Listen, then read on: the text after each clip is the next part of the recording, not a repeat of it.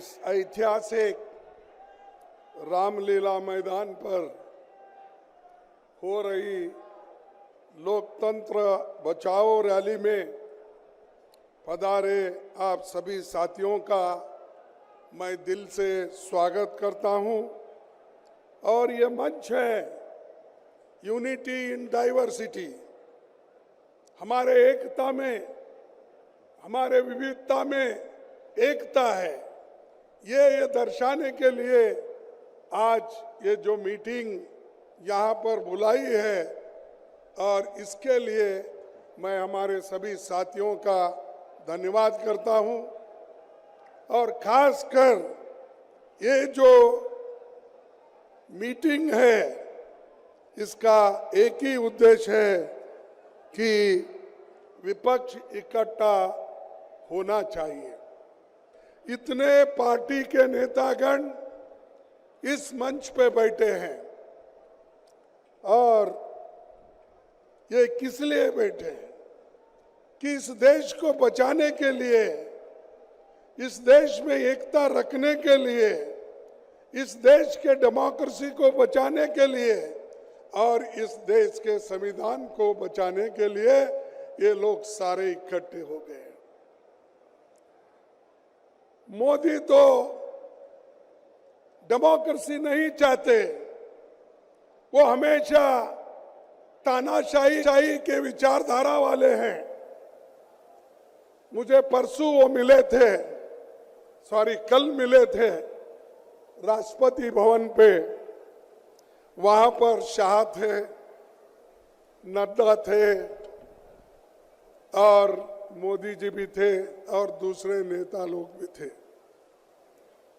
तो मुझे नड्डा जी ने पूछा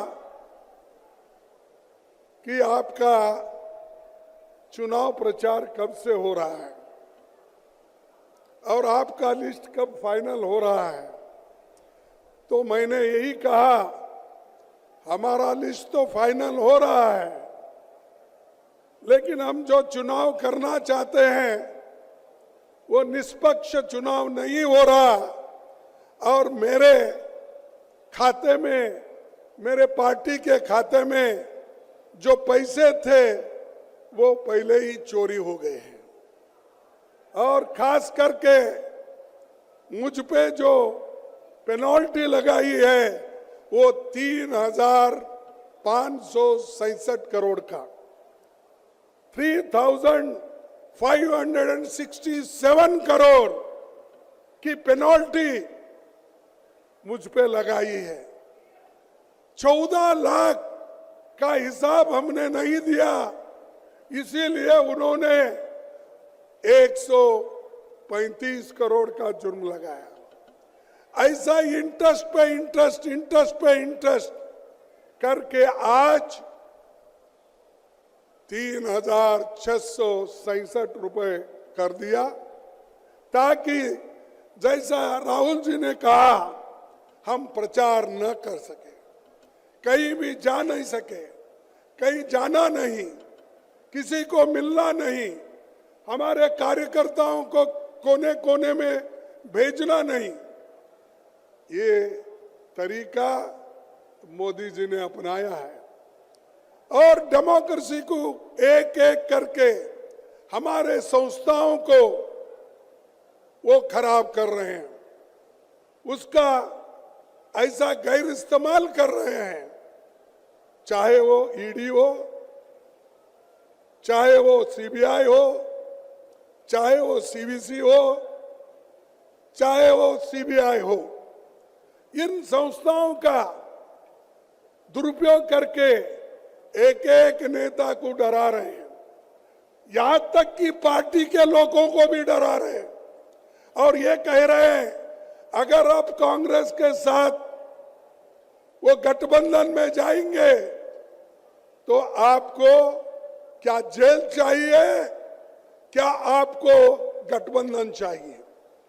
ये मैं दावे के साथ कहता हूं, किन किन नेताओं को उन्होंने डराया। ऐसा ही डरा डरा के बहुत से एमपी खरीदा, एमएलए खरीदा, और उन्होंने नए सरकारें बनाई। ये है मोदी की नीति, और इस मोदी को जब तक आप नहीं हटाएंगे, मोदी के विचारधारा को जब तक आप नहीं हटाएंगे, इस देश में सुख और समृद्धि कभी नहीं आएगी। इसीलिए हमको लड़ना है डेमोक्रेसी बचाने के लिए, लोकतंत्र की रक्षा करने के लिए और संविधान को बचाने के लिए। संविधान है तो आपको रिजर्वेशन है, संविधान है तो आपको मूलभूत जो अधिकार है, फंडामेंटल राइट्स, वो मिलेंगे, और संविधान नहीं है ये कुछ नहीं मिलेगा।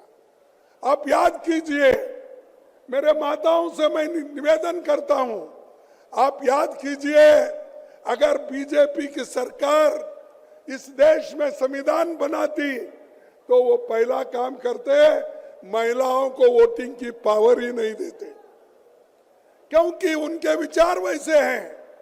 लेकिन भारत एक ऐसा देश है, पंडित जवाहरलाल नेहरू जी और डॉक्टर बाबा साहब अम्बेडकर ने मिलके एडल्ट फ्रेंचाइज लाकर हर एक आदमी को वोटिंग का अधिकार दिया, चाहे वो स्त्री हो, चाहे वो पुरुष हो, चाहे वो नौकर हो, चाहे वो मालिक हो, चाहे कारखाने का बड़ा से बड़ा धनी हो, सबको अधिकार मिला। इससे पहले था क्या? आज बड़े बड़े बात करते हैं, इतनी टीका करते हैं हम पे, पूछो मत। अरे हमने तो देश को आजादी दिलाने के लिए लड़ा, खून बहाया, देश को एकता रखने के लिए श्रीमती इंदिरा गांधी जी अपनी जान दी। श्रीमती इंदिरा गांधी जी देश को एकता रखने के लिए 32 गोलियां अपने छाती पे लगा ली। कौन लीडर ऐसा बताओ? यही बीजेपी वाले, यही आरएसएस वाले जनसंघ के नाम पे थे। तब क्या करते थे? तब ये सरकारी नौकरी में जाने के लिए लोगों को कहते थे, ये कहते थे क्विट इंडिया आंदोलन में भाग मत लो, गांधी जी की आइडिया अच्छी नहीं है, ये कहते थे। ये नौकरियों में रहते थे, ये व्यापार करते थे और देश के लिए कभी नहीं लड़े। मैं उसीलिए कई बार बोलता हूं, इनके घर का एक श्वान भी भोगता नहीं था, ऐसी परिस्थिति। लेकिन हमारे लोग सूली पे चढ़े, हमारे लोग लड़े, तो इसीलिए कांग्रेस पार्टी संविधान बचाने के तरफ हमारा ध्यान है। और इसीलिए हमको ये जरूर होगा कि हम सबका विकास चाहते हैं, चंद अमीर मित्रों का विकास मोदी चाहते हैं। आप डेमोक्रेसी चाहते हैं या तानाशाही, आपको तय करना होता। आप डेमोक्रेसी चाहते हैं ना? अरे लोकतंत्र चाहते हैं या नहीं? जो लोकतंत्र चाहते हैं वो हाथ उठाइए दोनों, और जो तानाशाही का समर्थन करते हैं उनको इस देश से निकाल के फेंकना पड़ेगा। ये लोग आज, ये तो देखिए, ये बीजेपी खास करके ये एक पॉइजन के जैसा है, आरएसएस ये पॉइजन के जैसा है। अगर आप चाहते हैं चलो भाई इसको भी हम देख लेंगे थोड़ा चाट के, क्या बोलते हैं आपके इसमें मुझे मालूम नहीं, चाट के, तो चाट के अगर विष को देखेंगे तो भी मरेंगे, विष पिएंगे तो भी मरेंगे। तो वैसा चाट के एक बार देखने के लिए मत जाओ, और एक बार देखे हैं तो मोदी देश को खराब करता है। युवाओं को कोई नौकरी नहीं है, महंगाई बढ़ रही है। इसीलिए मैं एक बात आपके सामने रखना चाहता हूं, और इसमें तो मशहूर हमारे जो पंजाब के चीफ मिनिस्टर गए शायद यहां से, ये वक्त नहीं, ये वक्त नहीं एक मुकदमा है। ये वक्त नहीं, एक मुकदमा है। या तो गवाही दो या गूंगे हो जाओ, या गवाही दे दो या गूंगे हो जाओ, हमेशा हमेशा के लिए। ये उनका कहना है। या हमारे पास आओ, गवाही दो, या नहीं तो गूंगे हो जाओ। इसीलिए आज केजरीवाल जी को, आज हेमंत सोरेन जी को अंदर डाल दिया। क्या ऐसा गुनाह था भाई? अब बाद में भी कर सकते थे। उनको बुला के पूछताछ करने के बाद में सजा देते। इलेक्शन के वक्त नोटिफिकेशन हो रहा है, आप उनके ऊपर केस करके अंदर डालते हो। और हेमंत को भी उसी वक्त उसके ऊपर उनका यही कसूर था कि वो गठबंधन के साथ चलना चाहते थे। उनको बुलाया गया, पूछा गया, तब उन्होंने कहा मैं कांग्रेस के साथ रहूंगा, गठबंधन के साथ रहूंगा। मैं आप कितना भी मेरे ऊपर प्रेशर करो, मैं झुकने वाला नहीं है, ये हेमंत ने कहा था। तो इसलिए मोदी जी ने केस बनाया और उनको अंदर डाला। क्या ये लेवल प्लेइंग ग्राउंड है? क्या ये मैदान है? जैसा मैं राहुल जी का क्रिकेट का जिक्र किए थे, साहब क्रिकेट तो सब लोग ठीक ठाक मैदान बनाते हैं और पिच भी अच्छा करते हैं, तब लोग खेल पाते हैं। यहां तो मोदी सब तरफ खड्डा खोद के हमको क्रिकेट खेलो बोल रहा है। लेवल प्लेइंग ग्राउंड ही नहीं है। तो ऐसे व्यक्ति को इस बार हराना चाहिए। जब तक इनको हराएंगे नहीं, तब तक शांति से नहीं बैठना चाहिए। और ये इसलिए जरूरी है, किसी एक व्यक्ति के लिए नहीं है, या सिर्फ आज एक केजरीवाल जी के लिए नहीं है, या हेमंत के लिए नहीं है। ये 140 करोड़ जनता की रक्षा के लिए हम कर रहे हैं। और ये जरूरी है, गरीब को, किसान को, मजदूर को, छोटे मोटे व्यापारियों को, इनकी रक्षा करने के लिए हम ये कर रहे हैं। इसीलिए हम चाहते हैं कि डेमोक्रेसी को बचाओ। ये 224 की चुनाव होगी युवाओं के रोजगार के लिए। ये चुनाव होगी बढ़ती महंगाई के मुद्दे पर। ये चुनाव होगी किसानों के एमएसपी गारंटी पर। ये चुनाव होगी लोगों की हिस्सेदारी। जो राहुल जी ने बीड़ा उठाया है कि जाति जनगणना होना चाहिए और जिसकी जनसंख्या है उसको न्याय मिलना चाहिए, जिसकी जनसंख्या भारी है उसको न्याय मिलना चाहिए। इसीलिए वो जो आवाज उठाए, इसकी भी लड़ाई है। और भाजपा के भ्रष्टाचार के खिलाफ ये लड़ाई है। और चुनाव देश के संविधान और डेमोक्रेसी को बचाने की है। इसीलिए मैं आपसे विनती करता हूं कि आप सभी एक हो जाओ, मिलकर चलेंगे। इसीलिए पंजाब के हमारे चीफ मिनिस्टर से भी यही मैं अपेक्षा करता हूं, जब एक होकर हम लड़ेंगे तभी हम कुछ हासिल करेंगे, नहीं तो एक दूसरे को कुचलते रहेंगे, आप कभी आगे नहीं आएंगे। मैं आपसे विनती, पहले हम एक होने का सीखो, एक दूसरे को तोड़ने का मत सोचो। ये हमारा उसूल होना चाहिए, तभी हम कुछ काम कर सकते हैं। और मुझे खुशी है आज हम सब लोग मिलके काम कर रहे हैं। चाहे हमारे कुछ भी मतभेद हो, हम येचुरी साहब, डी राजा केरल में लड़ते हैं, लेकिन यहाँ इस बड़े कॉज के लिए, इसके लिए हम एक होकर एक मंच पे हम आते हैं। उसी ढंग से हम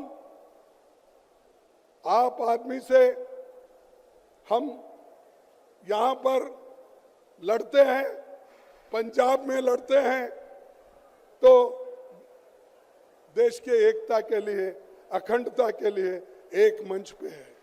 तो ये जो बना, ये इंडिया गठबंधन जो बना, देश के रक्षा के लिए, लोगों के रक्षा के लिए और आपके हिफाजत के लिए बना, या किसी व्यक्ति के बारे में नहीं।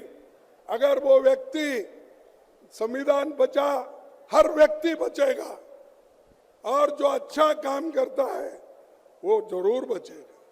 तो इसीलिए भाइयों, मैं ज्यादा कुछ बातें नहीं कहते हुए इतना ही कहूंगा, हम लड़ेंगे और बीजेपी को ये बताएंगे, भाई तुम्हारा ज्यादा हुआ, बस करो।